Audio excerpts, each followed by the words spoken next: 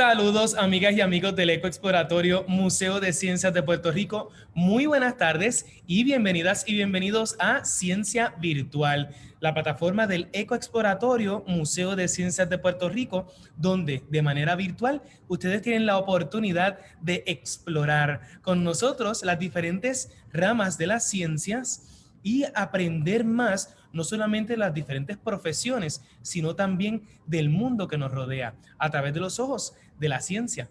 Esta semana es de exploración y es una muy emocionante porque vamos a estar tocando unos cuantos temitas que yo sé que a muchos de ustedes les encanta, a mí me apasionan, y hoy me acompaña un gran compañero del Ecoexploratorio y educador del museo que, mira, nos va a traer información de primera fila sobre el tema de hoy, pero ya mismito entramos a eso porque deseamos agradecer, por supuesto, a nuestros auspiciadores que nos ayudan a hacerlo posible. Agradecemos a Amgen, First Bank, Goya, Cooper Vision, Donativos Legislativos, NASA Puerto Rico Space Consortium, NASA, WAPA, WKQ 580 y a Selectos. Durante este pasado fin de semana, el domingo, por cierto, primero que todo, felices Pascuas, ya pasó, Hendrik, ya pasó la Semana Santa, pero esperamos que hayan disfrutado y hayan descansado con sus familiares, con sus más allegados de manera segura y tranquila. Y les invito a que el domingo de Semana Santa lanzamos 2 cápsulas educativas. Pueden entrar a nuestras redes sociales, recuerden buscarnos como Ecoexploratorio, o a nuestro canal en YouTube, donde encontrarán las cápsulas de el día de Pascua, si no tuvieron la oportunidad de verla y realizar la actividad interactiva que presentamos en la cápsula junto con nuestra educadora Atenas Leandri. Entren a nuestro Facebook y ahí encontrarán la cápsula para que la puedan recrear en su hogar. Y también el domingo también celebramos el Día de la Geología, el domingo pasado, y dedicado a eso, nuestro compañero Jovel Villafañe, quien por cierto, de ahí le da adelanto que es nuestro educador del día de hoy, junto conmigo, presentó las maravillas de la geología en Puerto Rico, especialmente de la zona costera. Él se tiró a la zona costera del norte y tomó videos, imágenes y unas imágenes espectaculares para que todas y todos puedan explorar junto a él las maravillas geológicas de nuestra costa. Les invitamos a que entre a Facebook, Twitter e Instagram del Ecoexploratorio o a nuestro canal en YouTube para que entonces pueda disfrutar y compartir los videos de la cápsula informativa del día de Pascua con la actividad de El Salto del Conejo y la cápsula educativa del Día de la Geología, conociendo a las costas de Puerto Rico.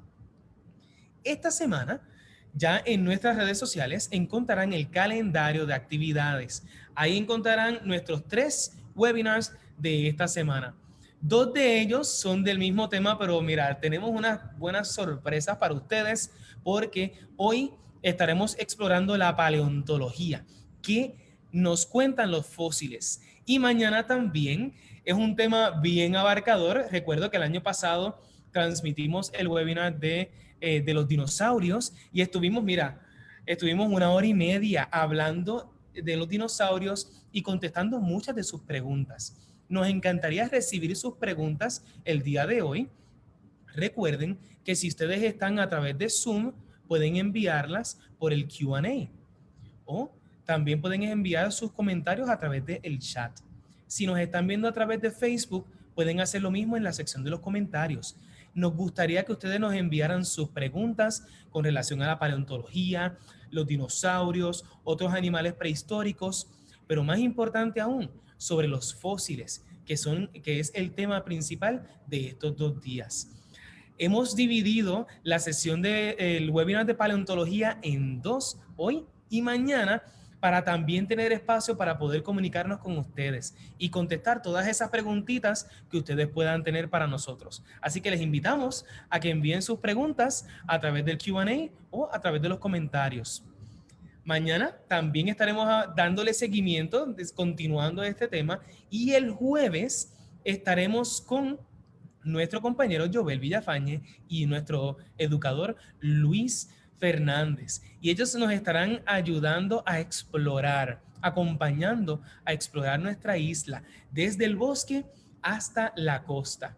Y va a ser una exploración bien interesante porque algo que a mí me voló la mente es la relación que hay entre la geología y los bosques. Cómo las diferentes, cómo las diferentes características geológicas de nuestra isla ayudan a la formación de múltiples bosques en Puerto Rico. De eso vamos a estar hablando el jueves a las 3 de la tarde, muy pendiente para conectarse con nosotros a través de Facebook Live o adelanten, vayan a nuestras redes sociales y conéctense, regístrense a través del enlace que tenemos en cada una de estas promociones.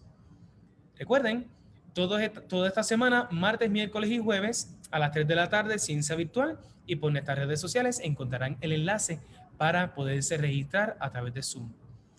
Pero lo prometido es deuda, así que vamos a comenzar. Este servidor, Henry Rivera, está acompañado por Jovel Villafañe. Muy buenas tardes, Jovel. ¿Cómo estás?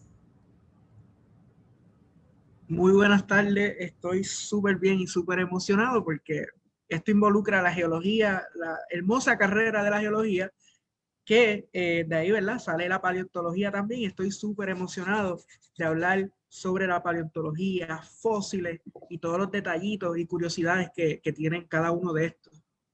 Y estoy muy bien acompañado porque Jovel es estudiante de geología de la Universidad de Puerto Rico en Mayagüez. Y al igual que yo, le apasiona muchísimo los fósiles, el estudio del suelo. Y una de las temáticas bien importantes que vamos a estar tocando el día de hoy es qué nos cuenta los fósiles, qué nos cuentan los fósiles de la vida en nuestro planeta, pero la vida prehistórica. Así que, ¿cómo entonces comenzamos, Jovel?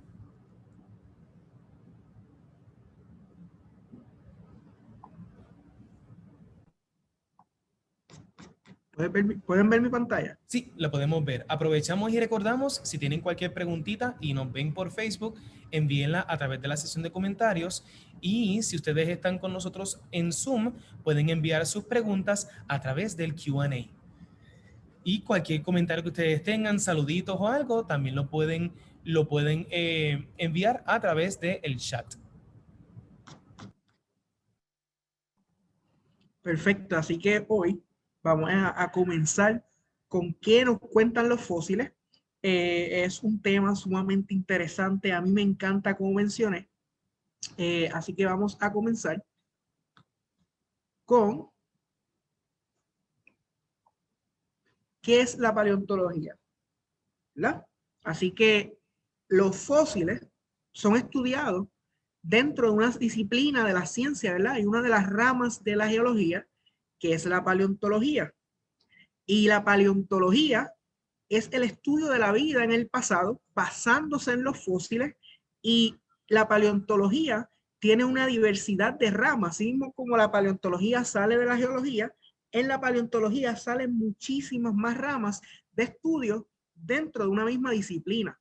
Así como podemos ver ahí, ¿verdad? Tenemos estos científicos que vamos a ver, escríbanos por ahí cómo se llaman esos científicos que estudian la paleontología, a ver si pueden decirme el nombre de estos expertos, pero como tal, la paleontología es esta rama, ¿verdad?, de la ciencia que estudia los fósiles. Ya por aquí Jean Paul nos escribió y Sean Alexander también nos escribieron las y los paleontólogos. Muy bien. Eso es así. Y como les mencioné, estos paleontólogos se dedican y se dividen dentro de la paleontología, se dividen a estudiar otros aspectos que nos dan a nosotros el entendimiento de entender nuestro pasado.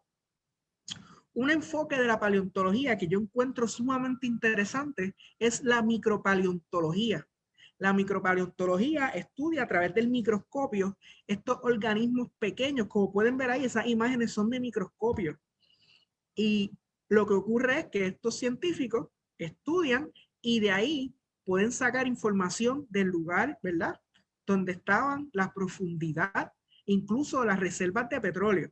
Se sacan, ¿verdad? Se han sacado a través del tiempo gracias a estos microorganismos que estudia la micropaleontología. Aparte de eso, tenemos la paleoclimatología. Y la paleoclimatología estudia el clima en el pasado. O sea, que actualmente estamos en temperaturas un poco más frías comparadas con el tiempo en el pasado, donde las temperaturas estaban sumamente altas. Pero, como sabemos, a consecuencia de todos estos fenómenos que están ocurriendo, pues nos estamos acercando nuevamente a ese calentamiento. Pero la paleontología como tal es el enfoque del estudio del clima en el pasado, utilizando anillos de corales. Esto que ven aquí son los anillos de corales, donde está cada banda cada capa de estos corales representa el verano, el invierno, ¿verdad? Y todo tipo de estrés que sufren estos corales, estos arrecifes que podemos encontrar en el mar. Interesante, Jovel, porque cuando vamos al bosque y encontramos un árbol caído, podemos ver que si vemos un corte bastante perfecto de lado a lado de ese tronco, podemos ver diferentes anillos y esos anillos, y yo sé que muchos de ustedes están familiarizados con esos anillos, y a través de esos anillos que representan igual, como mencionó Jovel, las épocas de crecimiento, los periodos de crecimiento de este organismo, sea un árbol o en este caso una concha, un caracol, cómo entonces también esos anillos nos pueden decir los cambios, por ejemplo, en el caso de un árbol, si pasó por un periodo de fuego forestal y sobrevivió, si hubo mucha sequía y ese anillo se ve bien finitito, esa línea, o si hubo un periodo de mucha lluvia, cómo entonces de manera indirecta nosotros podemos conocer sobre el mundo del pasado. Porque uno se preguntará, ¿cómo entonces si nosotros no tenemos una máquina del tiempo para viajar hacia el pasado y conocer sobre el clima de nuestro planeta hace millones de años atrás? Es bien interesante cómo a través de los fósiles podemos entonces inferir y utilizar diferentes marcadores, diferentes características para entonces ir formando un rompecabezas. Y de esta misma manera podemos, con diferentes piezas de este rompecabezas, podemos entonces armar una mejor imagen de cómo era el clima, de cómo era el clima global y cómo era el clima de las diferentes localizaciones, dependiendo de entonces de dónde nosotros encontramos estos fósiles. Eso es así, e incluso no solamente se utilizan, por ejemplo, corales, sino que también se estudian los suelos, que en Puerto Rico tenemos suelos antiguos, específicamente en el área oeste de Puerto Rico tenemos lugares específicos donde están estos paleosuelos que representan un ambiente, ¿verdad? Representan condiciones climáticas en un determinado tiempo en el pasado. Igualmente, estos suelos se pueden barrenar, se pueden sacar estos barrenos de sedimentos donde nos detalla y uno puede buscar más información acerca de lo que estaba ocurriendo en ese tiempo en específico. Podemos tener inundaciones como otro tipo de eventos. Cuando mencionas lo de barreno, te refieres a que no solamente con el suelo, sino también en capas de hielo, utilizan unos instrumentos que crean un hueco a través de las diferentes capas de tierra o de hielo y extraen, como si fuese una cápsula del tiempo, extraen todo ese suelo o todo ese hielo y pueden entonces estudiarlo como unos tubos que ya mismito nos vas a estar mostrando. Y vemos entonces esas diferencias que vemos en la imagen, ¿verdad? Eso es así, básicamente lo que tenemos son tubos que uno literalmente los entierra y ellos van atrapando el sedimento dentro de ese tubo, así que para que los científicos lo puedan mostrar, ¿verdad? Lo puedan documentar, ellos lo sacan y pueden ver cómo se ubican estas capas que interesantemente nosotros ¿verdad? La paleontología y en la geología en general, las capas representan periodos de tiempo. Así que así es como nosotros sabemos qué era lo que estaba pasando, igualmente como menciona Henrik, en capas de hielo. Sabemos lo que estaba ocurriendo en ese lugar en específico. Y entonces, Jovel, para ir contestando un momentito la pregunta inicial que nosotros ponemos, ¿qué nos dicen los fósiles?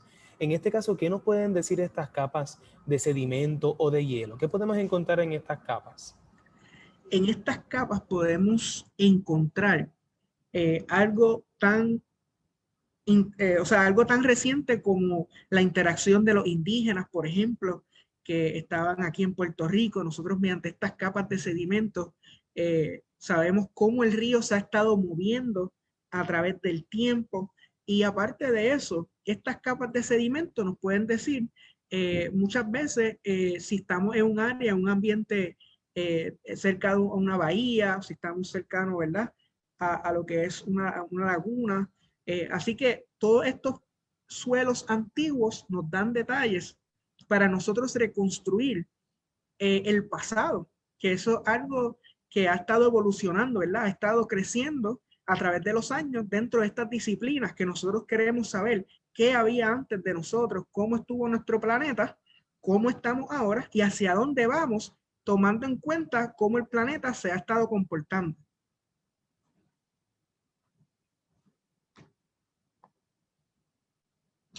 También otro de los enfoques de la paleontología es la paleobotánica, que muchas veces en los paleosuelos podemos encontrar, o en las rocas en general, podemos encontrar restos, ¿verdad? Orgánicos de plantas.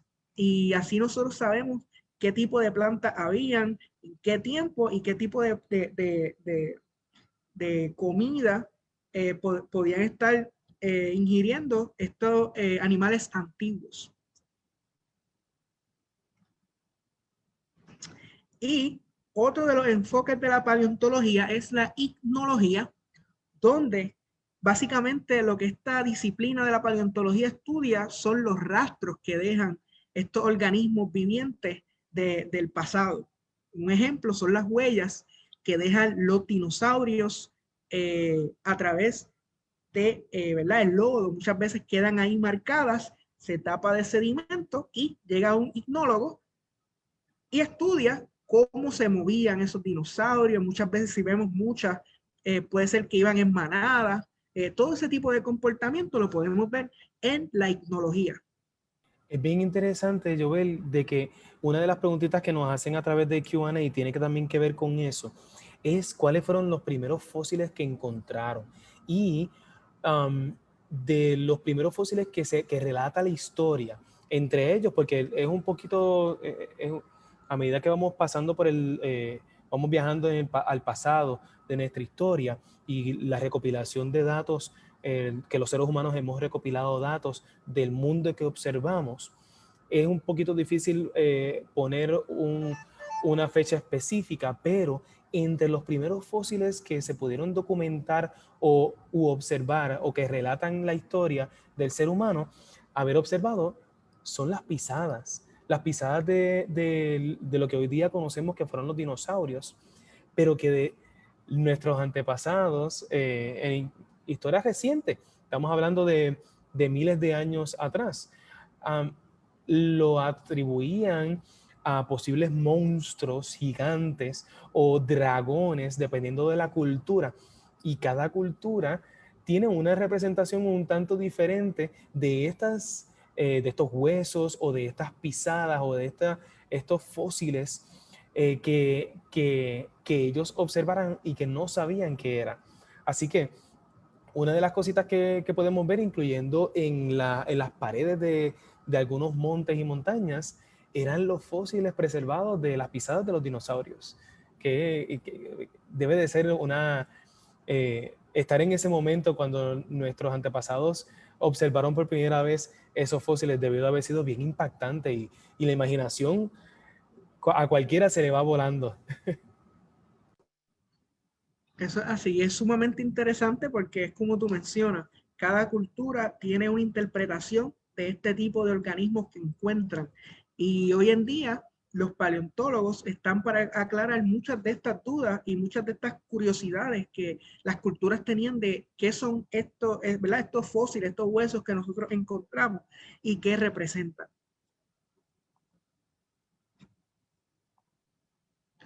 Y cabe mencionar que, ¿verdad? Como se había dicho anteriormente, los paleontólogos son los que dedican su vida a estudiar dentro de la disciplina de la paleontología.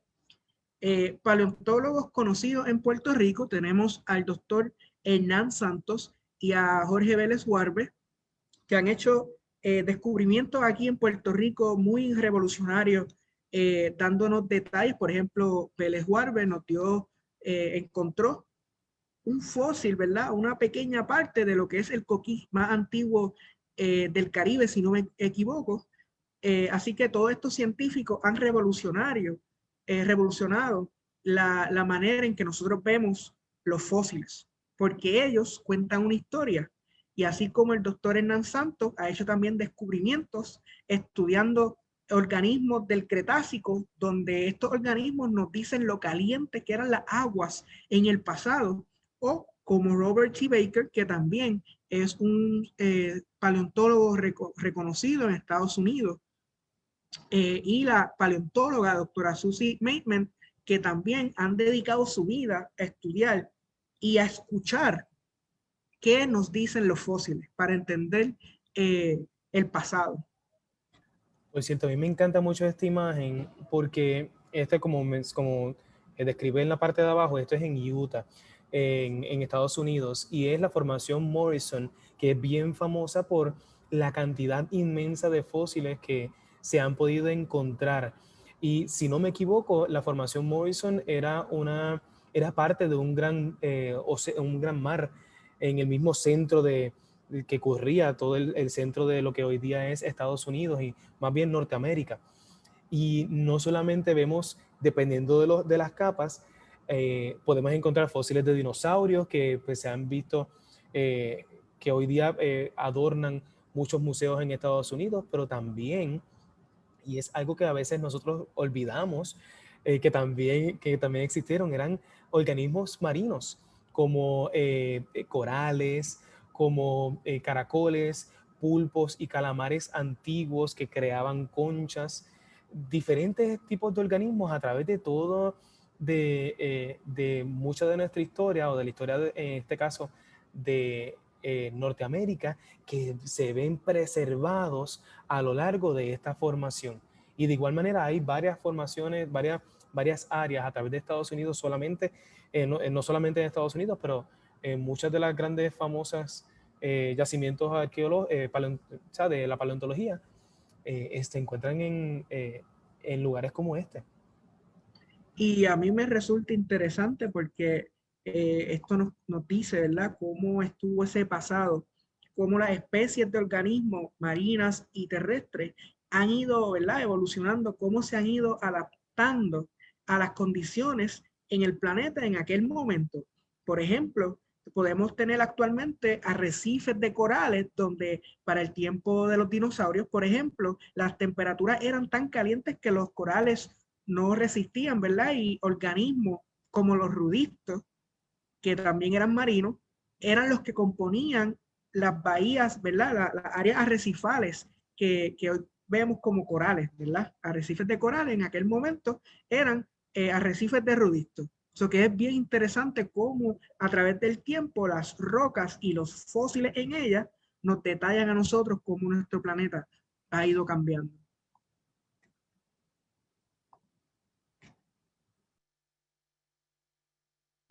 Entonces, los paleontólogos, ya sabemos que los profesionales de la paleontología estudian los fósiles. Y vamos entonces a ver, nosotros conocemos de manera coloquial qué es un fósil, lo podemos identificar, pero ¿qué en realidad es un fósil? ¿Cómo se forman los fósiles? Pues es algo bien interesante porque normalmente pensamos en los huesos de los dinosaurios, como este terrápodo que encontramos, que vemos en pantalla, que vemos que es un carnívoro que fue un carnívoro por sus garras y por, muy importante, por los dientes.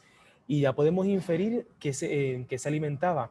Pero ¿cómo este animal, que a través de sus huesos podemos imaginar o inferir cómo era y qué hacía y qué comía, cómo entonces este animal de su vida hace millones de años atrás la podemos observar a través de en un museo o en un centro de ciencias? Vamos para la próxima. Aquí podemos ver cómo poco a poco, para poder conseguir estos fósiles, pues el animal, el organismo, que puede ser un coral, puede ser una planta, puede ser un dinosaurio, puede ser un mamífero prehistórico, tiene que entonces, pues tiene que morir. Pero ¿cómo? Puede ser a través de un combate, puede ser a través de sus circunstancias naturales o climatológicas que llevó a la muerte de este animal. No todos los organismos que vivieron se fosilizaron. No, por eso no vemos grandes cantidades de fósiles, millones de fósiles encontrados todos los días. No, porque tienen que haber unas circunstancias específicas, unos factores específicos que ocurran alrededor y dentro incluso de este animal que en una vez tuvo vida para poder entonces convertirse en un fósil. Y desafortunadamente, hoy día conocemos miles y miles de organismos prehistóricos que hoy día no existen, pero existieron miles de millones de animales prehistóricos adicionales que desafortunadamente, porque no se preservaron sus cuerpos, sus huesos, su estructura, no conocemos. Así que hoy día solo conocemos solo conocemos algunas especies de animales prehistóricos por esos individuos que lograron preservarse de manera correcta. ¿Cómo entonces se preservaban estos organismos? Pues vemos ahí parece un tipo de tiranosaurio o a lo mejor era familia de los tiranosaurios que por alguna circunstancia pues murió. Y este organismo debe de, por lo general, ser sepultado de manera inmediata o poco a poco, pero progresivamente por sedimento. Y puede ser sepultado de manera inmediata por un colapso de terreno, o sea, un deslizamiento de tierra que atrapó rápidamente este organismo, o que murió a lo mejor cerca de un río, en la orilla de un río, y poco a poco con la corriente fue cayéndole tierra encima y lo fue sepultando. Muy importante que debe de ser un proceso inmediato o progresivo, pero que no puede estorbarse mucho el cuerpo de este animal, porque si no, perdemos todo rastro. A lo mejor no se procesa, no se convierte en fósil y se pierde con el tiempo. Esto es un proceso bien lento que tarda miles y millones de años en que poco a poco lo que antes fue este cuerpo, primero un proceso bien rápido que es la descomposición de este cuerpo, que poco a poco el tejido blando, o sea, la piel, los músculos, los órganos, el cerebro, los ojos, los pulmones, se vaya descomponiendo. Y luego puede quedar un rastro de lo que era de la silueta de su cuerpo o simplemente los huesos. Y estos bajo tierra van pasando por procesos donde la tierra poco a poco va acumulándose más y más y más, como vemos en esa tercera gráfica. Vemos que poco a poco esos huesos fueron sepultados. Y en ese momento es que va ocurriendo un proceso con los huesos. Ahora, les traigo un pequeño dato. Ustedes sabían que cuando vamos a los museos y lugares donde encontramos huesos de dinosaurios o fósiles de dinosaurios o de corales, no estamos viendo los huesos de verdad. Ya ahí puede ocurrir dos cositas. O que, bueno, eso, vamos a dejar eso aparte. Pero en realidad lo que estamos viendo es un remanente de lo que antes era el hueso o el cuerpo de este animal. ¿Por qué? Porque lo que antes era hueso se va reemplazando, esos minerales, esos minerales que componían el hueso, ese calcio y otros minerales que componían el hueso, van poco a poco reemplazándose. Sepultados en la tierra, va fluyendo como quiera a través de la tierra y a través de los huesos agua, que va arrastrando consigo otros minerales que se van mezclando y poco a poco van reemplazando lo que antes eran los minerales de los huesos. Así que hoy día, esos minerales que ahora se encuentran en los huesos es lo que nosotros vemos en el museo. No vemos los huesos porque ya los huesos no existen. Es como si fuese una copia, como si hubiésemos sacado una copia de estos huesos, pero de manera natural, que la tierra como tal ha reemplazado, ha hecho esta copia de estos huesos. Y como vemos en esa última gráfica, no es hasta que por procesos, por lo general naturales, la tierra se va desgastando por la erosión, o sea, el viento y el agua que poco a poco van llevando lo que antes estaba sepultando estos fósiles, que poco a poco al perder esa tierra se van exponiendo estos huesos. Lo que antes eran huesos, ahora son fósiles. Y un buen ojo, unos buenos ojos de las paleontólogas y paleontólogos que están investigando, por ejemplo, en la formación Morrison que vimos ahorita, observan la diferencia y es bien difícil. Yo me puse a ver algunas imágenes que ellos toman de esos lugares y a mí se me hace un poquito difícil, no se me hace difícil, vamos a ponerlo así, identificar qué es un hueso y qué es una roca.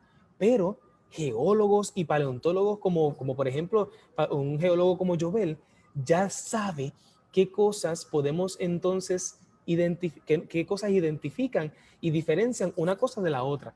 Y una buena o un buen paleontólogo ya sabe, espérate, esto no es una roca, esto es un fósil, esto era un hueso o un remanente de algún otro animal prehistórico.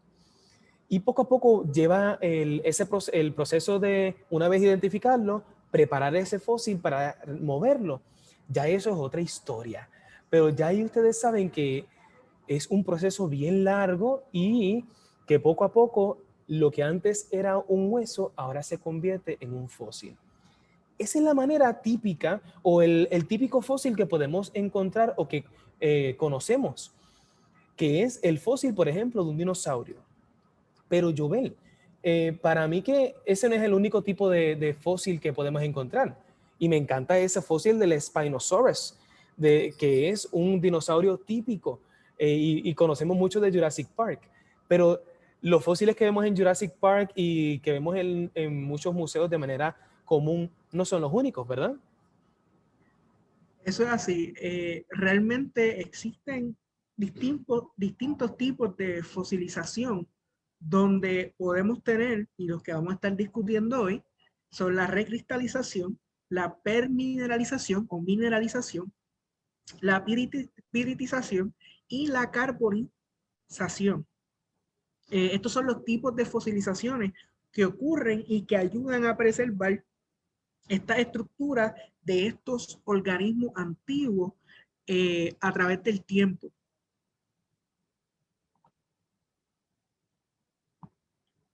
Ahora, comenzando con la recristalización, es una de mis favoritas, pues realmente involucra lo que son los corales, involucra lo que son las rocas de carbonatos que podemos encontrar a través de Puerto Rico. Y la recristalización, lo que ocurre es que la forma original se preserva, pero la estructura original se pierde. Él, bien parecido a lo que menciona Henry, donde el material original se pierde, pero se queda esta forma de lo que en algún momento fue el organismo.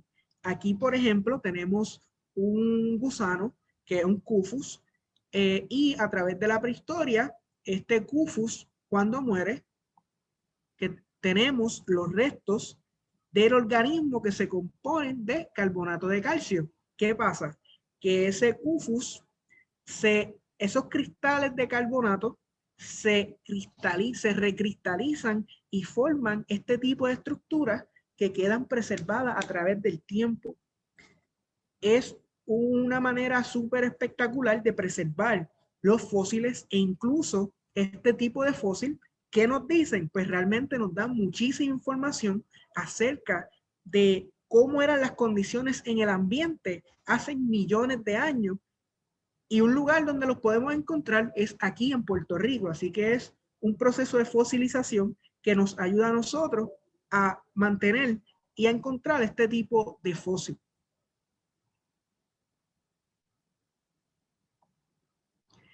Y como mencioné, la recristalización también ocurre en los corales, donde podemos ver estructuras sumamente inmensas, ¿verdad? Podemos ver un arrecife en áreas de Puerto Rico donde tenemos corales recristalizados.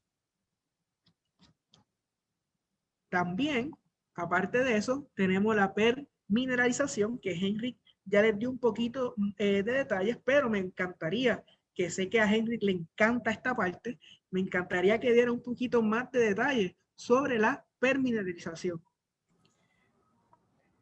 ¿Recuerdan que les mencioné que en un típico proceso o por lo menos el proceso de fosilización de un típico fósil de dinosaurio, hay agua? Una vez se sepulta el cuerpo del dinosaurio, vamos a poner que es el ejemplo típico del dinosaurio.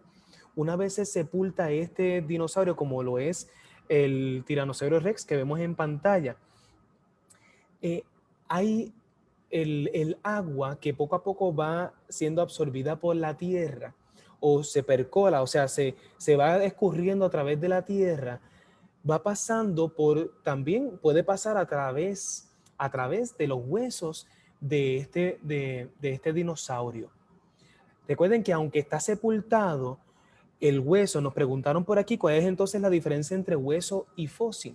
El hueso está compuesto de carbonato de calcio y hasta que no está reemplazado y endurecido como si fuese una piedra por este proceso donde el agua va pasando a través del hueso y convirtiendo el hueso en otro mineral o una composición de minerales, hasta que eso no pase, no se considera un fósil. Y es que el hueso que está sepultado en la tierra, agua pasa por el hueso y va reemplazando esas moléculas que lo hacen un hueso por otras moléculas y se va convirtiendo como un tipo de, se podría decir como un tipo de roca, pero es diferente porque vemos ahí, por ejemplo, en la imagen del fósil del Archaeopteryx, que fue uno de los primeros, que hasta el momento se conoce que es uno de los primeros dinosaurios voladores, los precursores a las aves que hoy día conocemos. Vemos que hay roca alrededor de estos huesos, y podemos distinguir lo que es roca de lo que es fósil de manera bastante fácil.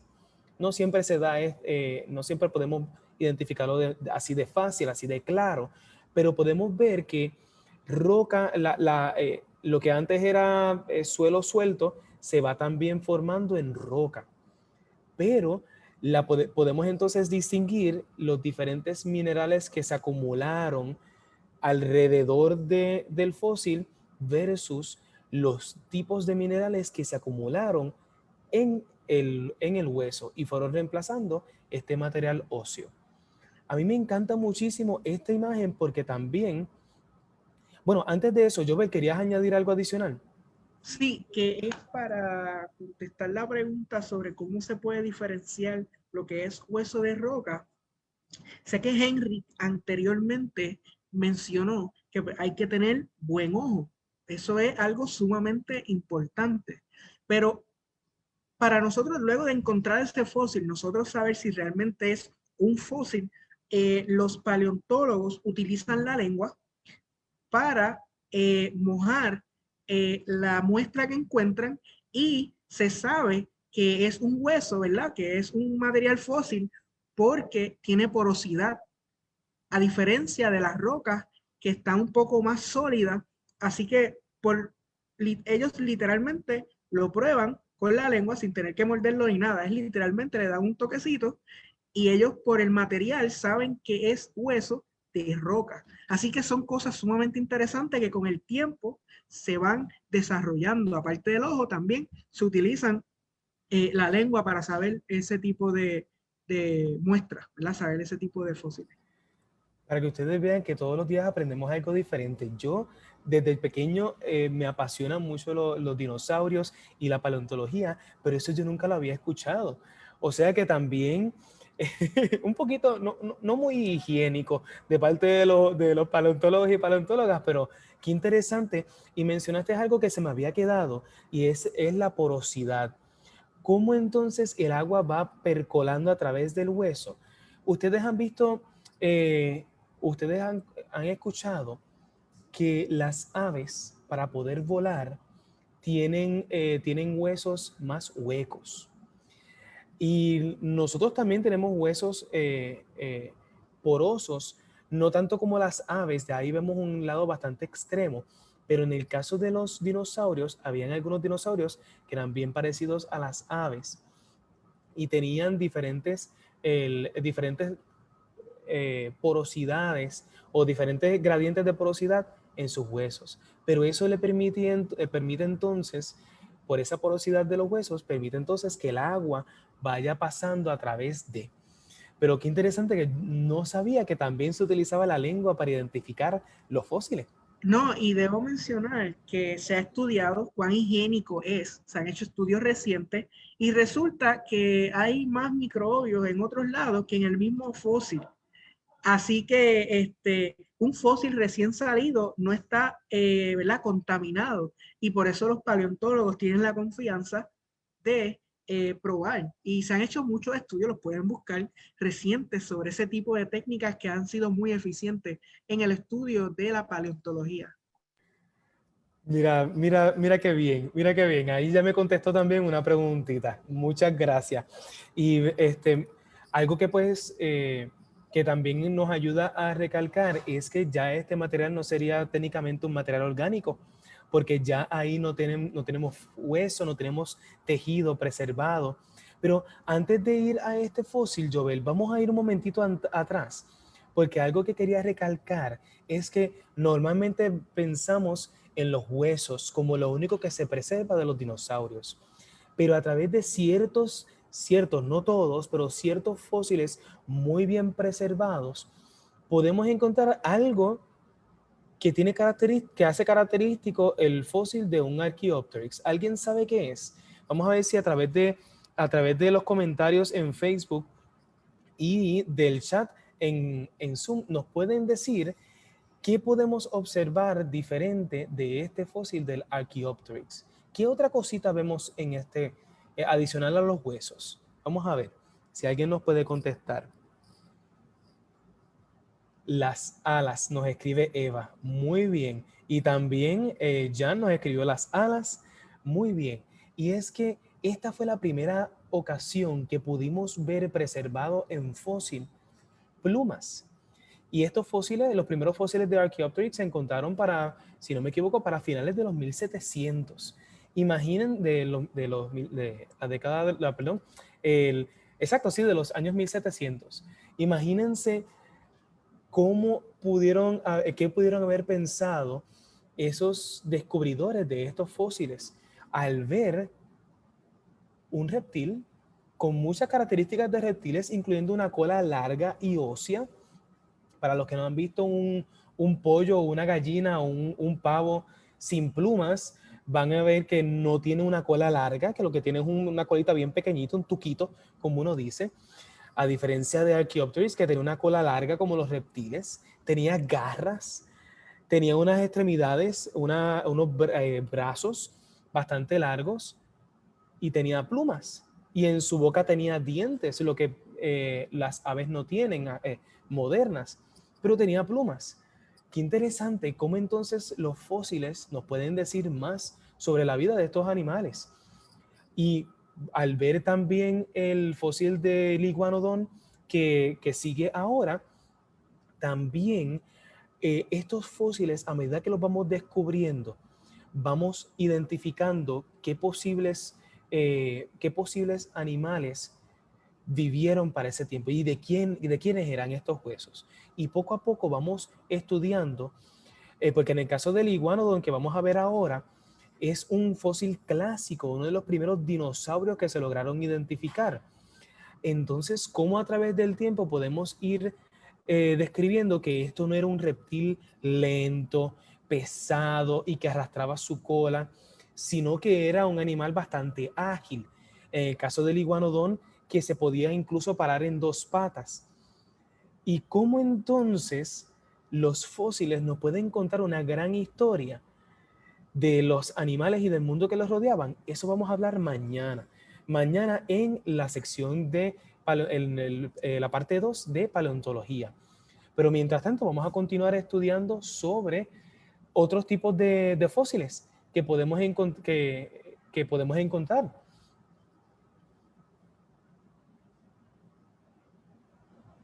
Ahí también vemos que los museos están llenos de réplicas de estos fósiles y a través del tiempo han sido los museos han sido los medios donde esta comunicación y estas conversaciones y el estudio de estos organismos se ha podido dar y poco a poco ha ayudado a alimentar la imaginación de futuras generaciones de paleontólogas y paleontólogos que hoy día también inspiran nuevas generaciones y poco a poco nos ayudan a entender mejor el mundo antiguo y también de manera indirecta conocer a su vez el mundo que nos rodea el día de hoy.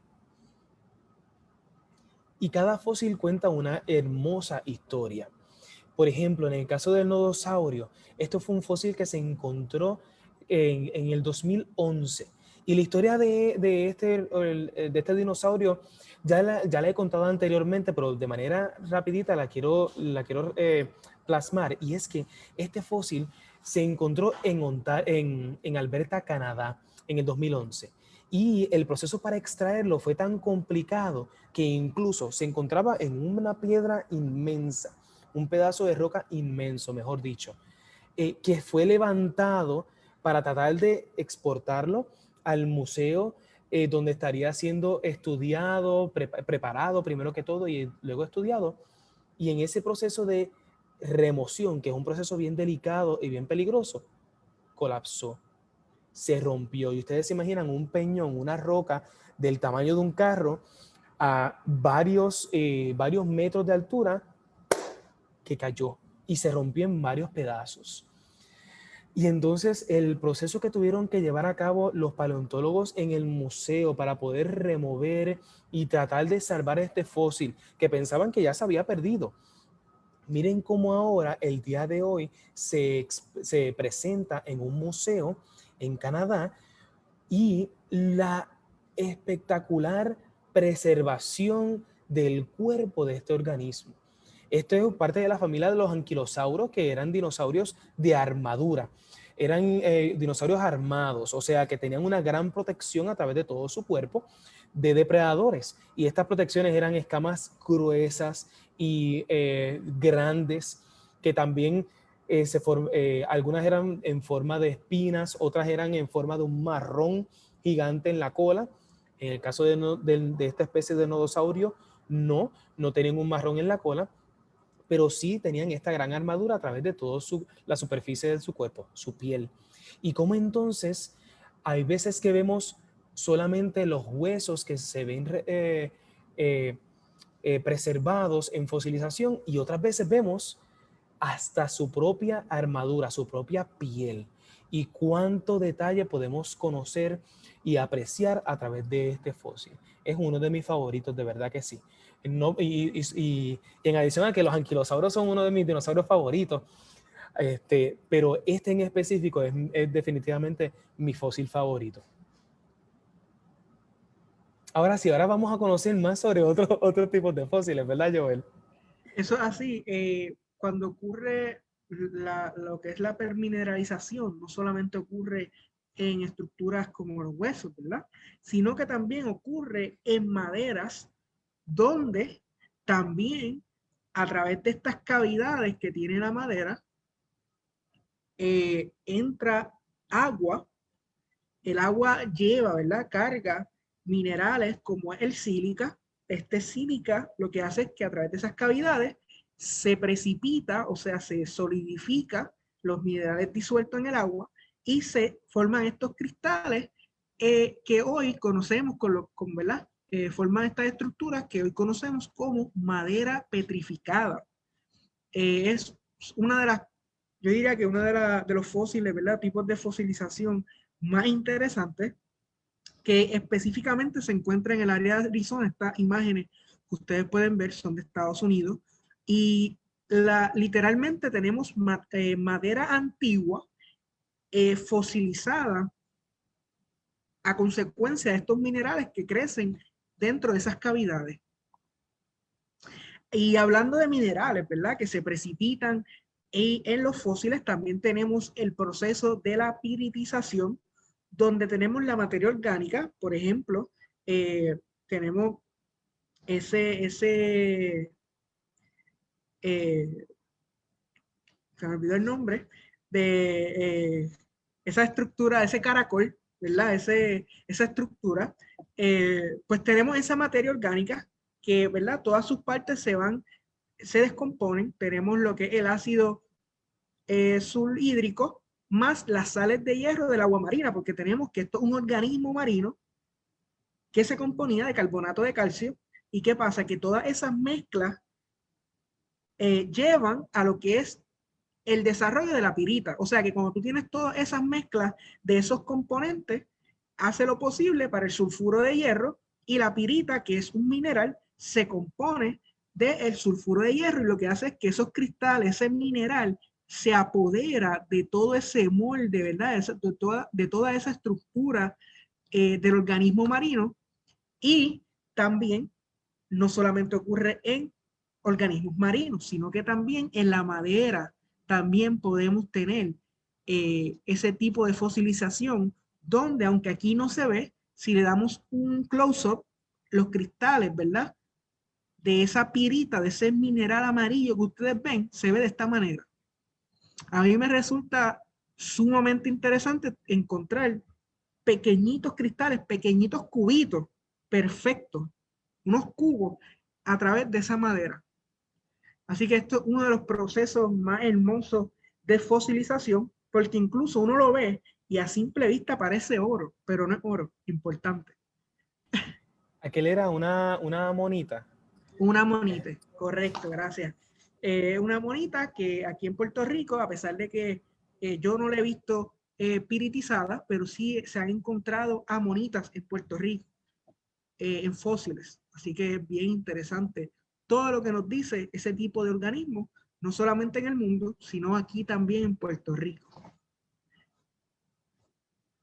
También tenemos el proceso de carbonización, que este es uno de los procesos más interesantes, ya que luego de miles de años de tener materia orgánica como las hojas, las plantas, ellos pierden lentamente lo que es el oxígeno, el nitrógeno, incluso el hidrógeno, ¿verdad? Todos estos componentes se van perdiendo, pero el carbón que se encuentra en ellas aumenta.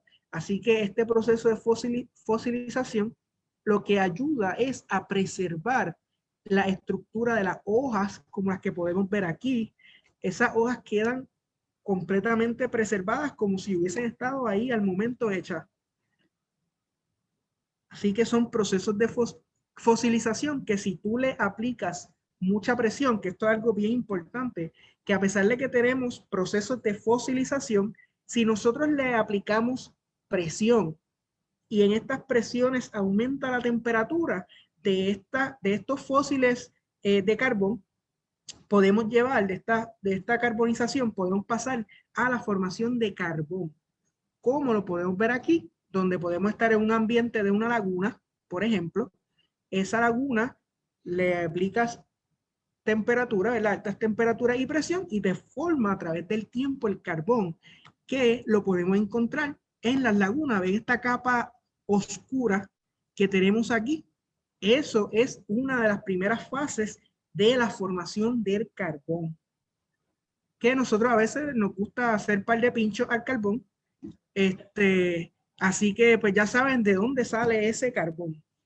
Y es bien interesante que mucho del carbón que hoy día utilizamos, y me corrige si me equivoco, Jovel, viene del carbonífero, que era un periodo dentro de, mentira, es sí, un periodo geológico donde encontrábamos inmensos bosques que la madera nunca se descompuso porque no habían organismos que en el momento no existían organismos que ayudaran a ese proceso de descomposición. Y por eso tenemos inmensos árboles que quedaban preservados y poco a poco se convirtieron en carbón por esos procesos de presión que mencionaste. Sí, y aparte de eso, el carbonífero es algo espectacular porque tenemos una variedad en cuanto a la biodiversidad de las plantas, específicamente, ¿verdad? Y hay plantas que incluso son hasta más grandes de nosotros, o sea, hojas que son más grandes de nosotros, de una manera bien exagerada que uno piensa que está en una película.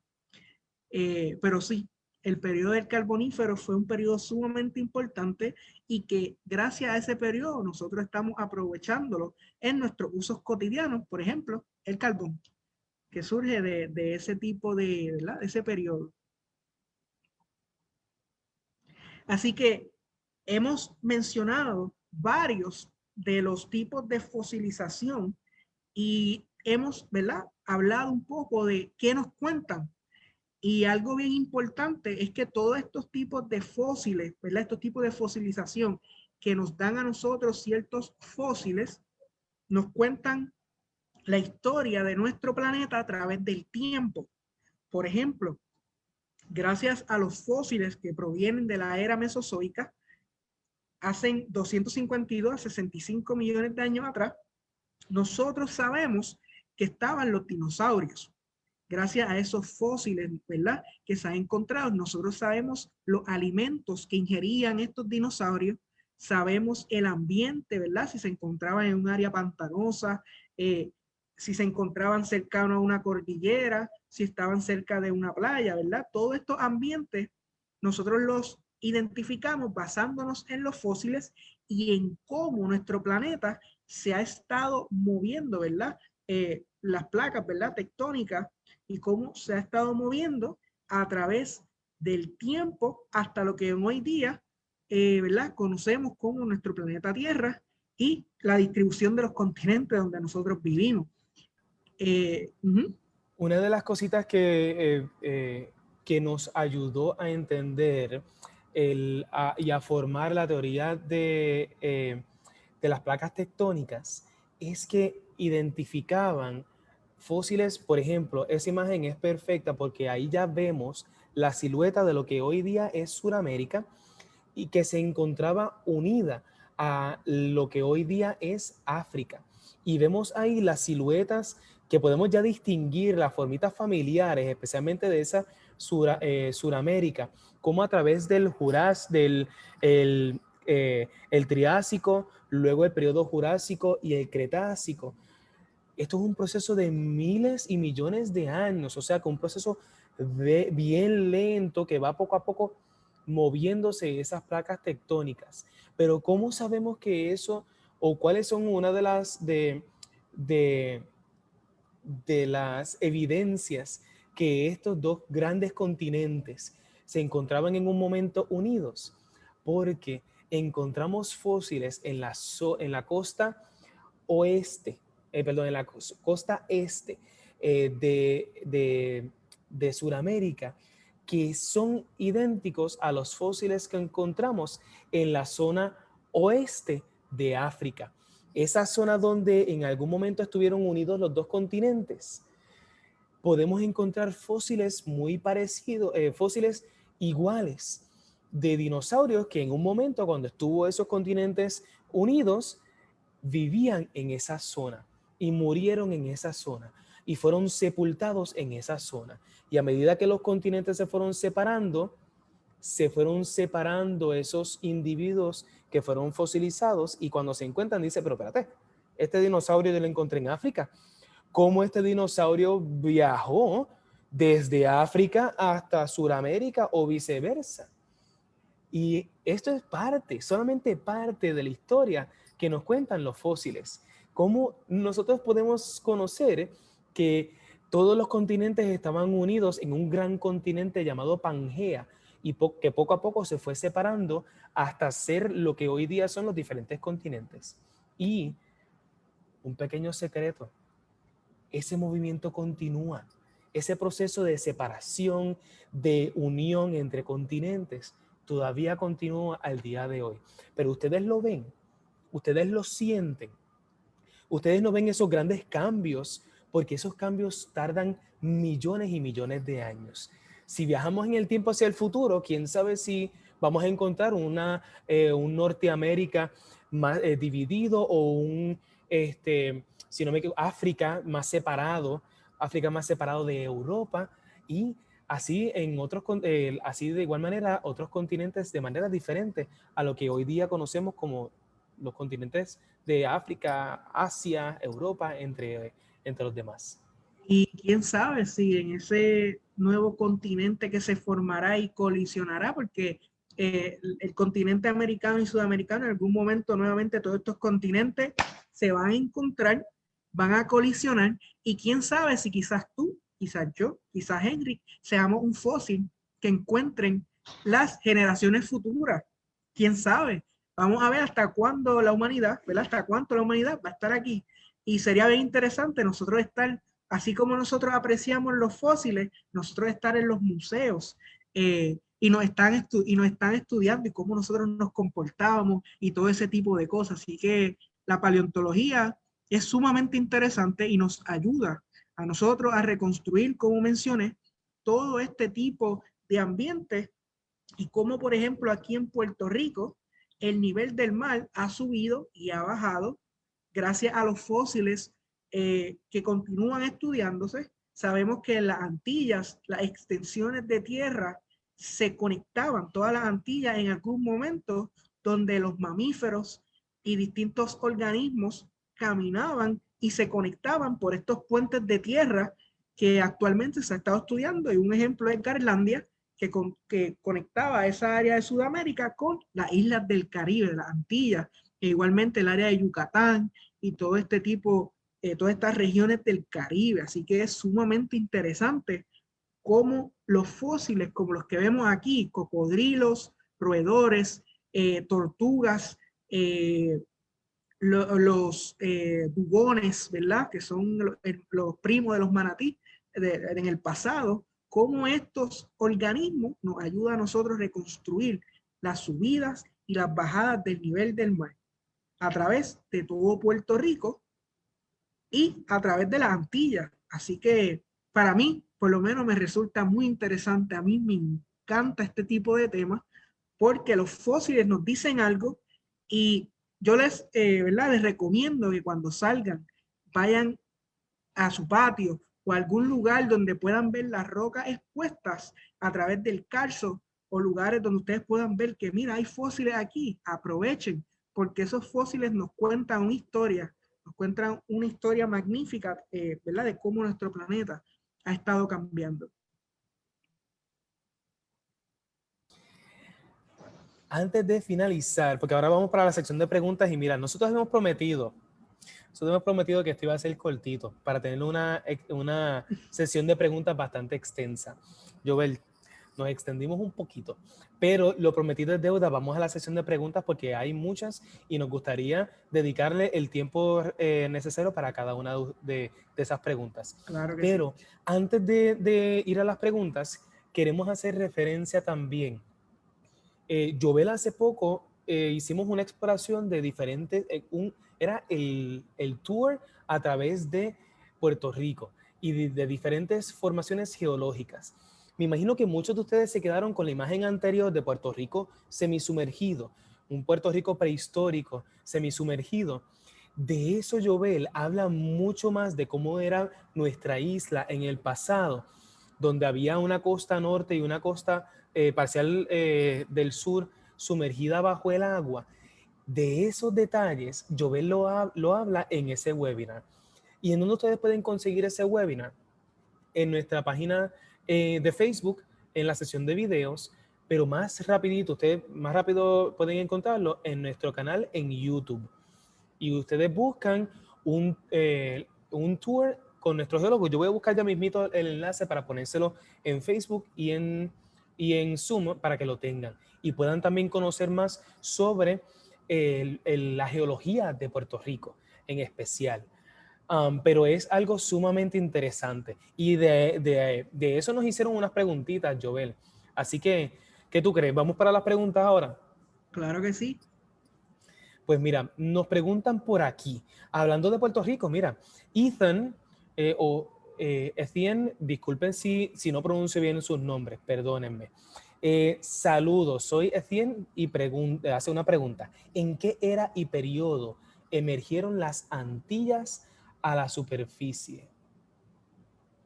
Pues mira, si nos remontamos un poquito, déjame ver si por aquí puedo encontrar la imagen.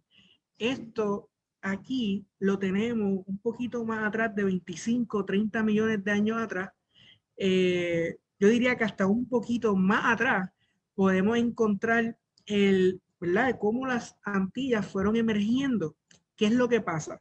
Que Puerto Rico, por ejemplo, y varias áreas de las Antillas pasaron por fases volcánicas. Estos volcanes provienen de lo que era un protocaribe, ¿verdad? Es el Caribe antes del que vemos ahora.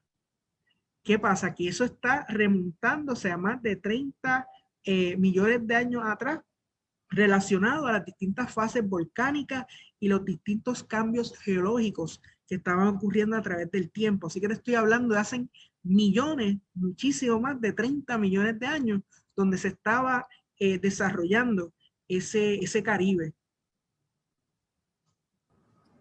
Ok, Jovel, por acá también nos preguntan. Por cierto, todavía nos queda material. Mañana vamos a hablar de otros tipos de fósiles y otros tipos de procesos de fosilización que nos queda todavía, porque si recuerdan, al principio de la presentación, Jovel nos mostró, si no me equivoco, son 7 tipos de fosilización. ¿Correcto, Jovel? Sí, Y nos quedan todavía 3 a 4 procesos. hoy mostramos cerca de 4 procesos y nos faltan 3 procesos más. Así que pendiente. De eso, Juana de Jesús se nos está adelantando un poquito, déjame decirte. Juana nos pregunta, el estudio de los organismos congelados prehistóricos, como pues, los mamuts, los tigres colmillos de sable, encontrados en tundra y glaciares, ¿se incluye en la paleontología o es una nueva rama? Pues mira, sí, se incluye como parte de la paleontología. Y en el caso del proceso que preserva estos organismos, el que son relativamente recientes, estamos hablando de, pueden ser entre 40 y 10.000 años atrás, o sea que son relativamente recientes los mamuts y mastodontes, que eran especies de elefantes prehistóricos. Es un tipo de fosilización que vamos a estar conociendo mañana, ¿verdad, Jovel? Eso es así. Mañana vamos a estar enfocándonos un poquito más en ese tipo de fosilización, donde van a ver a detalle este material orgánico que queda preservado de manera espectacular en el récord geológico. Me encanta esta pregunta. Juana está con unas preguntas bien chéveres. Mira, Juana nos pregunta también, el estudio de las evidencias antiguas de microorganismos en otros planetas, ¿es parte de la paleontología?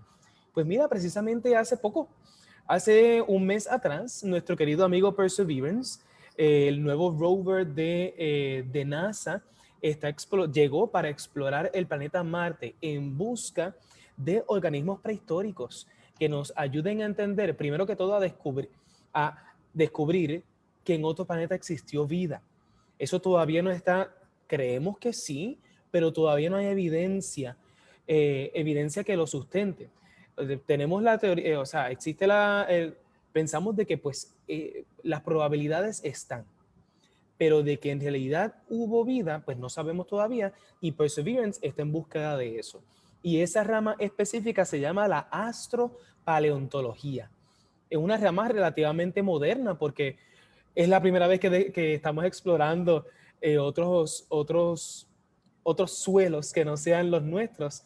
La primera vez fue con la Luna, el 1969, que fue la primera vez que llegó el ser humano a la Luna. Así que imagínense, y el único objeto así que hemos pisado como tal y podido estudiar el suelo es el planeta Marte. Así que es una rama de la paleontología relativamente nueva y que promete mucho. Vamos a ver si a través de Perseverance conocemos, nos ayuda a conocer mucho más de la posible vida en otro planeta prehistórica. Quiero aprovechar para la persona para mencionarle el periodo específico de cuando el Caribe empezó a surgir.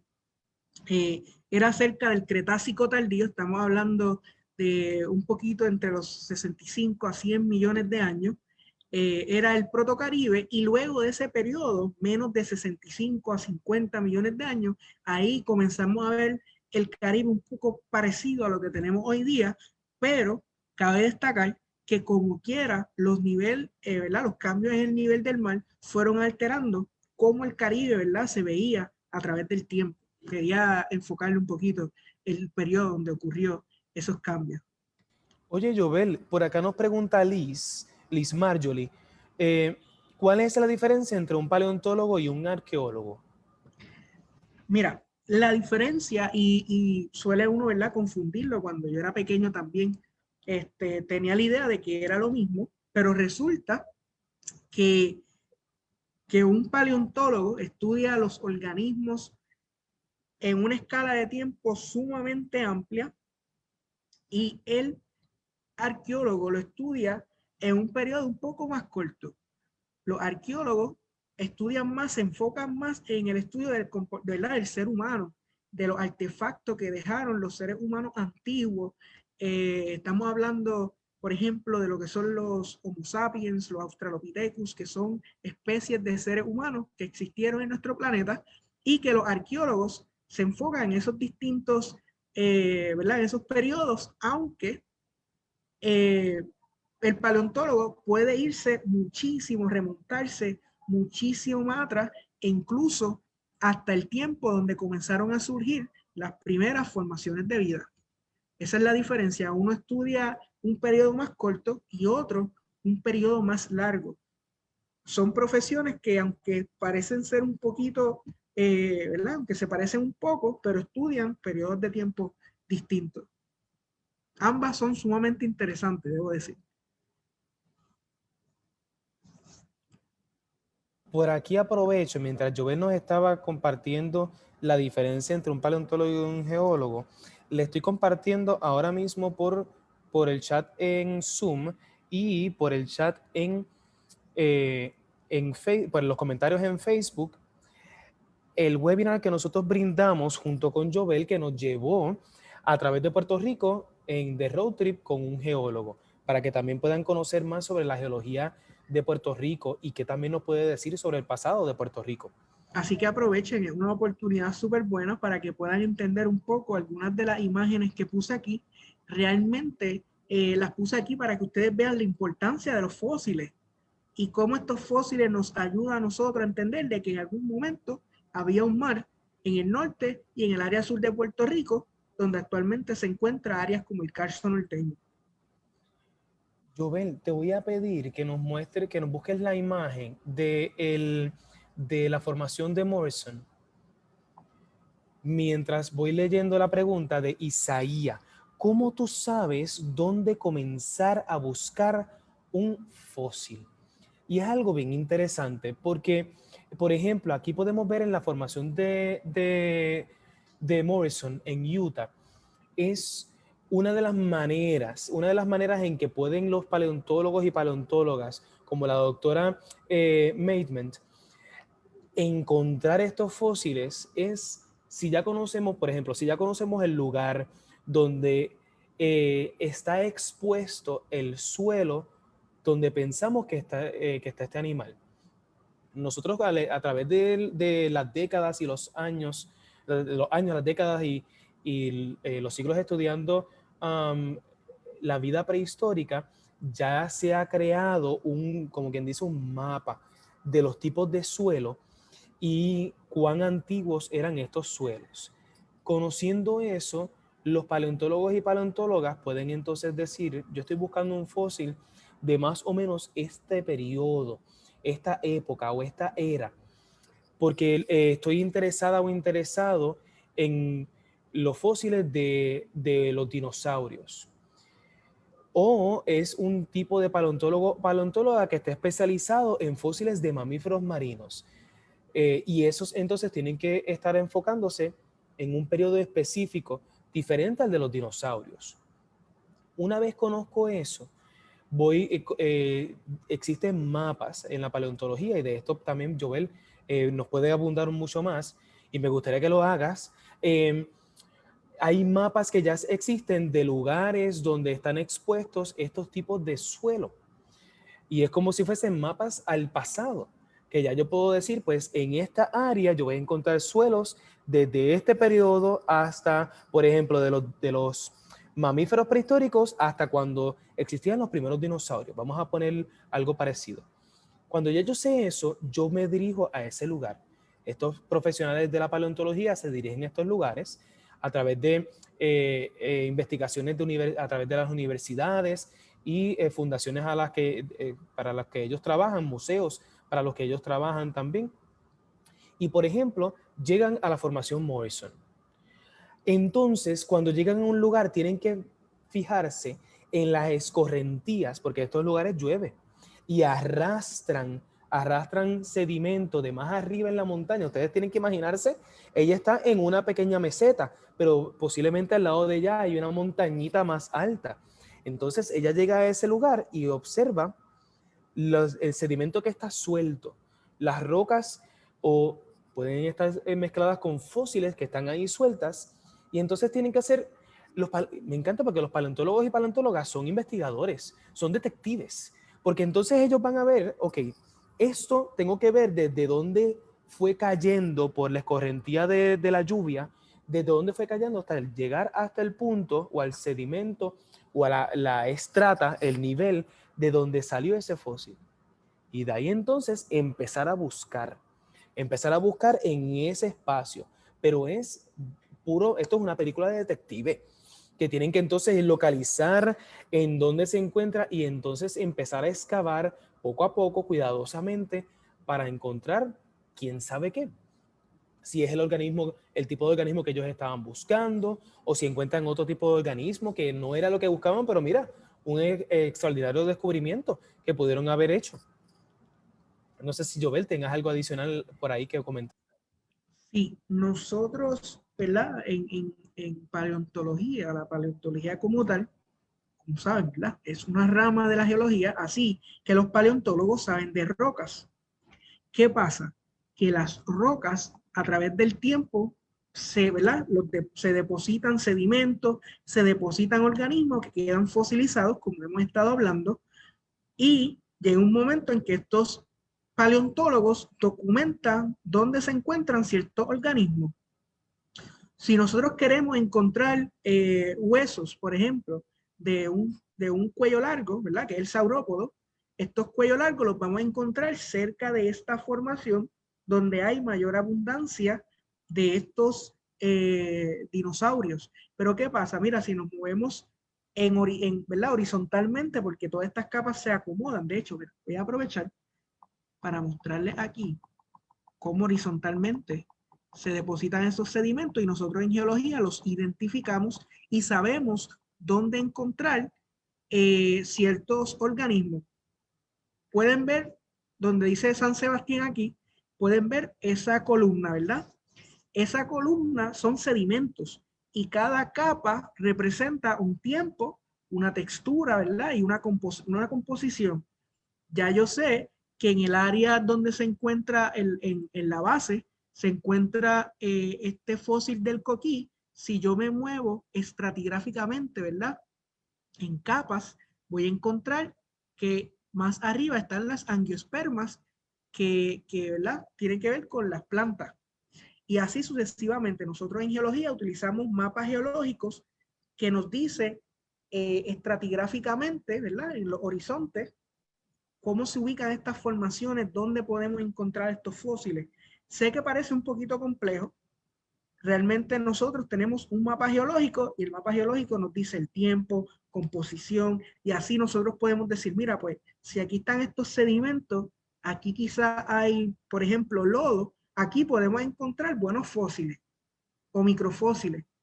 Y ese tipo de mapas nos ayuda a nosotros a identificar en el campo, o sea, afuera, en el exterior, sobre estos organismos y dónde encontrarlos. O sea, la clave está en saber usar un mapa geológico y que geólogos o paleontólogos en el pasado hayan documentado dónde están esos organismos. Así que ha sido un reto a través del tiempo, porque yo como estudiante, yo digo, wow, si no hubiesen estado estos expertos anteriormente, ¿cómo iba a saber que eso estaba ahí?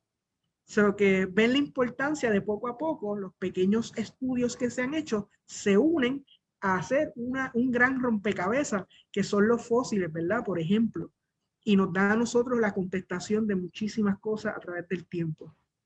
Así que es bien interesante. Por acá nos preguntan si en Puerto Rico hay fósiles de dinosaurios. Nos pregunta Yariel.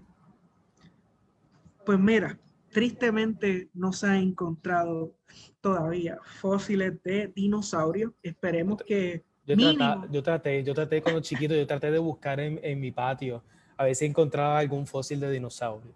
mínimo, espero algún día por lo menos encontrar un reptil volador, que muchas veces se confunden con dinosaurios, y estos reptiles voladores, quién sabe si en algún momento en lo que fue Puerto Rico, como una isla volcánica, quizás podían estar estos reptiles voladores. Así que esperemos que algún momento quizás puedas ser tú el que sea este paleontólogo, ¿verdad? O paleontóloga en general, que descubran este tipo de fósiles. Y se dice que pues o sea, se piensa que a lo mejor podemos encontrar, no lo hemos encontrado todavía, pero se piensa que se puede encontrar a lo mejor fósiles de reptiles voladores, porque al ser una isla no estaba en ese momento, para el tiempo de los dinosaurios, no estaba conectada con algún continente y era demasiado difícil que un tiranosaurio rex o un triceratops pudiera llegar hasta aquí. Pero a lo mejor un reptil volador, a lo mejor un reptil volador sí. Eso nos conecta, hablando de voladores, eso nos conecta a la pregunta de Micaías Guzmán, que nos pregunta, ¿hay dinosaurios voladores? Pues mira, eso me ayuda a clarificar dos cositas. Para el tiempo de los dinosaurios existían reptiles voladores que hoy día conocemos como, o le ponemos el nombre de pterodáctilos y pterosaurios o pterosauros. Estos animales que tenían grandes alas no eran alas con pluma, eran alas como la de los murciélagos, que eran alas con piel extendido, que ayudaban entonces a planear, a diferencia de las aves que tienen un vuelo, lo que se le llama un vuelo real. Eh, pero y no se consideran dinosaurios y tampoco se consideran aves. Se clasifican como reptiles voladores. Estaban los dinosaurios para el mismo tiempo y convivían, vivían en el mismo tiempo, en el mismo mundo. Los dinosaurios, reptiles voladores y reptiles acuáticos que tampoco eran dinosaurios. Pero también existían aves o esas especies en transición que tenían características muy parecidas a los reptiles, pero también tenían características muy parecidas a las aves, que tenían una cola larga como el Archaeopteryx, una cola larga como los reptiles, pero tenían su cuerpo cubierto de plumas y tenían sus patas delanteras que eran extendidas, estaban cubiertas de plumas largas que ayudaban a volar. Porque una cosa son las plumitas pequeñitas que, por ejemplo, vemos en los pollitos, que es una plumita suavecita y que parecen pequeños algodoncitos. Y otro tipo de plumas es la pluma que es extendida y ayuda a volar. habían dinosaurios que tenían ese tipo de plumas y habían las primeras aves antes de la extinción, la gran extinción de los dinosaurios hace 65 millones de años atrás.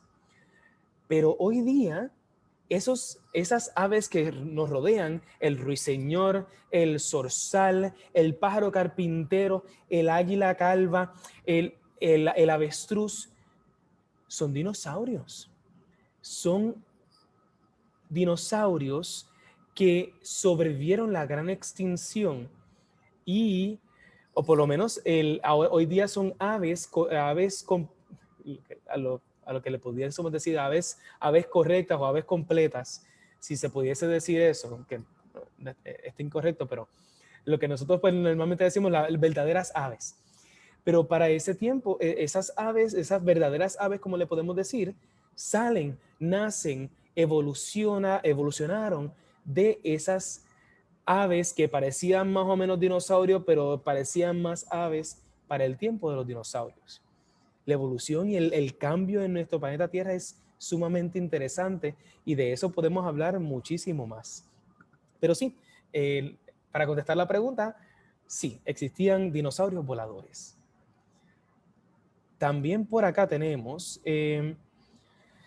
¿sabemos en qué país o en qué territorio se han encontrado la mayor cantidad de fósiles? Que tú sepas, Joel.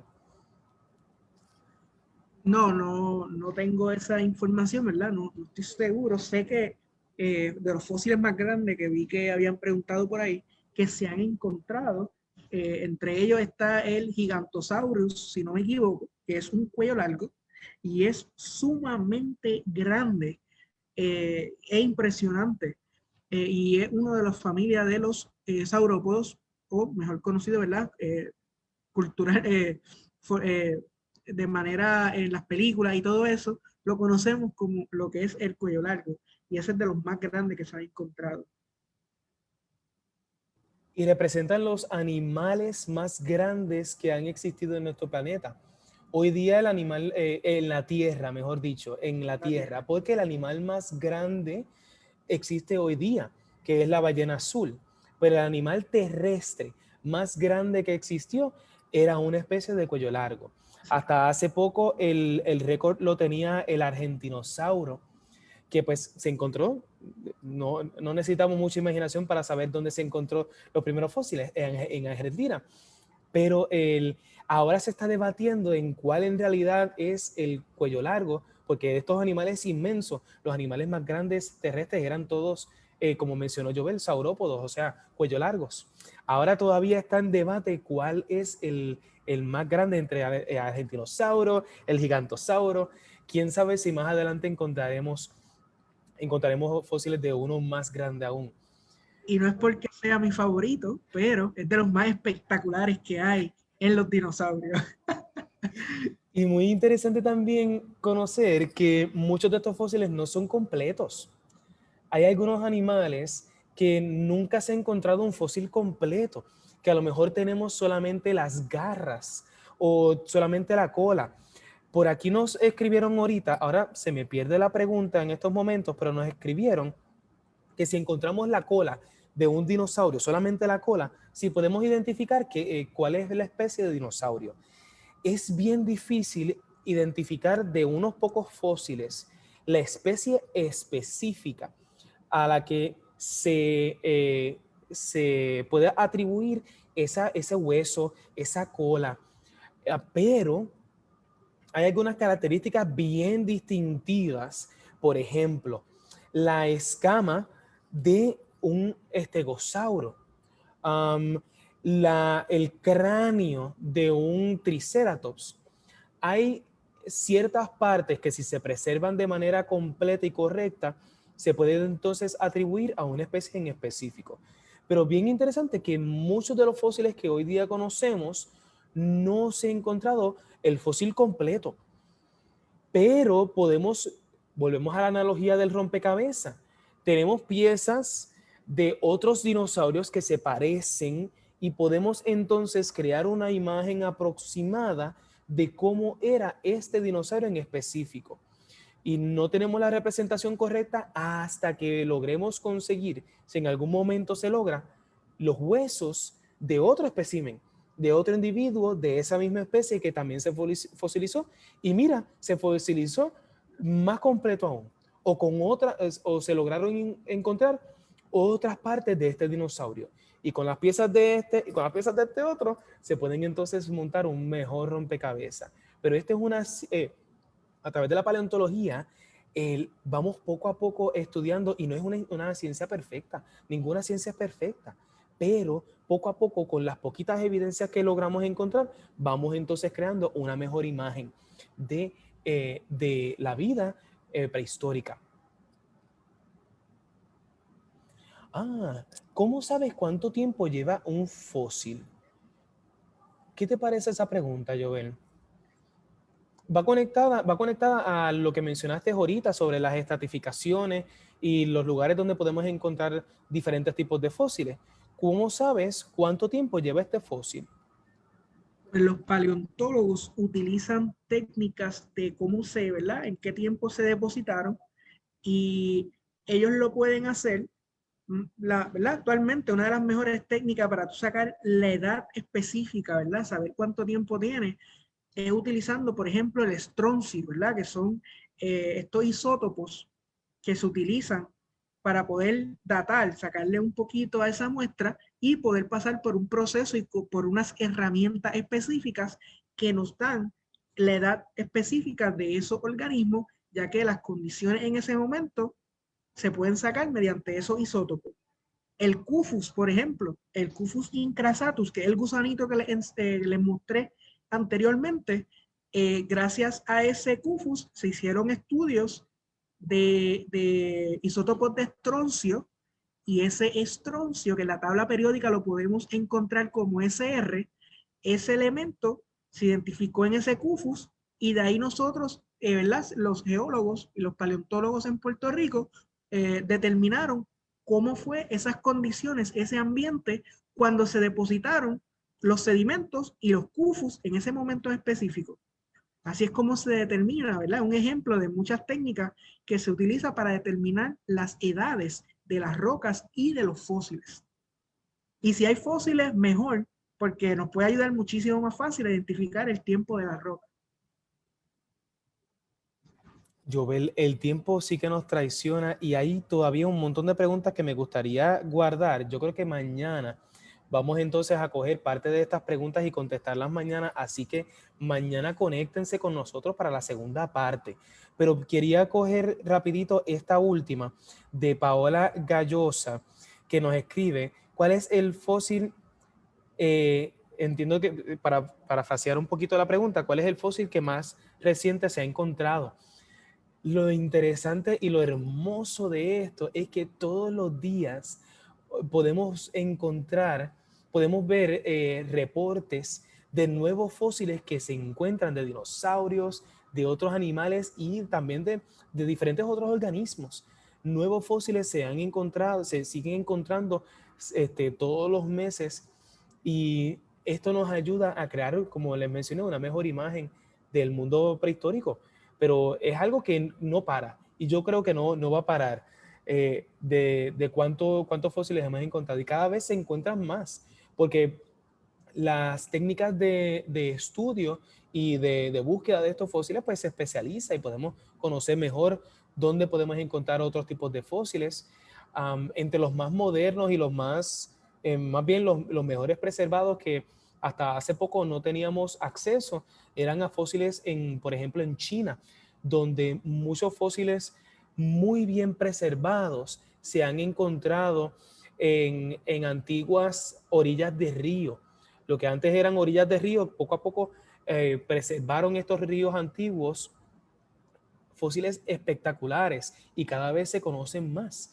Que pues el mundo de la paleontología es un mundo impresionante, y que todavía queda muchísimo por estudiar y por descubrir.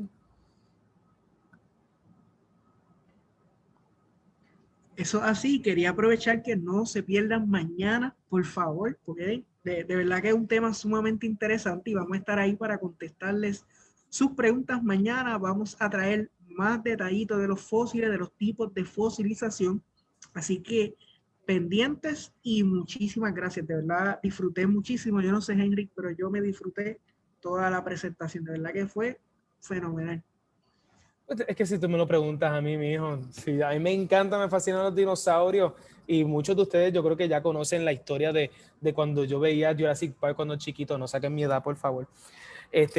Y por primera vez y me enamoré de los dinosaurios como muchos de ustedes, incluyendo también a Jovel, se han enamorado a través de la cultura popular, el cine y los museos. Les invitamos a que exploren el ecoexploratorio y las diferentes actividades que nosotros brindamos, incluyendo este webinar que brindamos el día de hoy, que si se perdieron de algún detalle o quieren volver a repasar alguna de la información que nosotros hemos brindado, van a encontrar en nuestra página en Facebook este webinar una vez terminemos, y para el fin de semana ya va a estar en nuestro canal en YouTube para que puedan ver nuevamente y también compartir.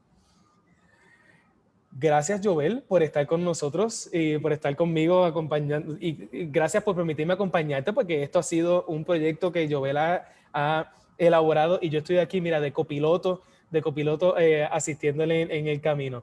Esto ha sido delicioso, esta conversación, y mañana continúa con más de esta semana de exploración, porque mañana venimos con la segunda sección a las 3 de la tarde y vamos a hablar de otros tipos de fosilización, y yo les voy a traer junto con Jovel qué nos dicen los fósiles de las conductas de los animales prehistóricos. Aquí vi muchas preguntas con relación a qué comían los dinosaurios, que por cierto los dinosaurios pues, es un tema bien popular para muchos de ustedes. ¿Qué comían? ¿Cómo sabemos cómo se preservaron? ¿Qué hacían? Y diferentes preguntas relacionadas a la conducta y la vida en el pasado. ¿Y cómo lo sabemos? A través de los fósiles. De eso nos vamos a enfocar mañana junto con esas otras 3 formas de fosilización, esos 3 tipos de fosilización que les mencionamos que nos quedaban para mañana. De eso nos vamos a enfocar. Así que pendientes mañana en Ciencia Virtual a las 3 de la tarde con Jovel Villafañe y este servidor. Y por supuesto, el jueves seguimos explorando porque Jovel junto con Luis nos van a llevar a través de Puerto Rico, en especial del bosque a la costa. Cómo esa relación entre la geología y la biología nos ayudan a tener espectaculares ecosistemas en Puerto Rico, diversos ecosistemas en Puerto Rico, entre ellos los diferentes bosques que se encuentran en nuestra isla y formaciones geológicas que se extienden hasta la costa. Así que esa relación entre el bosque y la geología, el suelo y la costa, lo vamos a ver el jueves con más de Ciencia Virtual. Muchas gracias a nuestros auspiciadores por ayudarnos a hacer lo posible. Amgen, First Bank, Goya, Cooper Vision, Donativos Legislativos, NASA Puerto Rico Space Consortium, NASA, WAPA, WKQ 580 y Selectos. Y si ustedes quieren visitar el ecoexploratorio, estamos abiertos en horario especial los viernes y sábados para reservación de talleres y recorridos guiados. Hemos abierto nuevas oportunidades para reservar durante la semana. Si nos quieren visitar durante la semana, de lunes a jueves, tenemos una sección de recorrido guiado a la 1 de la tarde. Para visitarnos, deben de reservar de antemano a través de nuestro número de teléfono y a través de nuestro correo electrónico. Tienen esas 2 oportunidades para reservar. Estas son las temáticas de los talleres y webinars que estaremos brindando esta semana, de los talleres y recorridos guiados que estaremos brindando esta semana. Muy importante, se comunican con nosotros a través del número de teléfono 281-9090 o nos escriben a info@ecoexploratorio para separar su espacio antes de venir para el ecoexploratorio. También le exhortamos a que entre a nuestra tiendita online, tienda.ecoexploratorio.org, donde encontrarán diversos artículos, entre ellos la caja científica, que es una cajita especial con diversas actividades, entre 5 a 7 actividades interactivas experimentos científicos junto con su bata de laboratorio, junto con su gafa de protección y con mucha diversión y entretenimiento seguro y conectado a diversas áreas de la ciencia. ¿En dónde lo pueden conseguir? En tienda.ecoexploratorio.org. Muchísimas gracias por estar con nosotros en Ciencia Virtual. Nos vemos mañana. Tienen cita con nosotros que, mira, vamos a tratar de contestar la mayor cantidad de preguntas posibles, y de las preguntitas de hoy vamos a traernos para mañana para que podamos entonces contestarlas. Muy pendientes, regístrense a través de Zoom o conéctense con nosotros a través de Facebook a las 3 de la tarde mañana con más de Ciencia Virtual, Paleontología, junto con Jovel y este servidor. Nos vemos entonces mañana. Que tengan bonita tarde.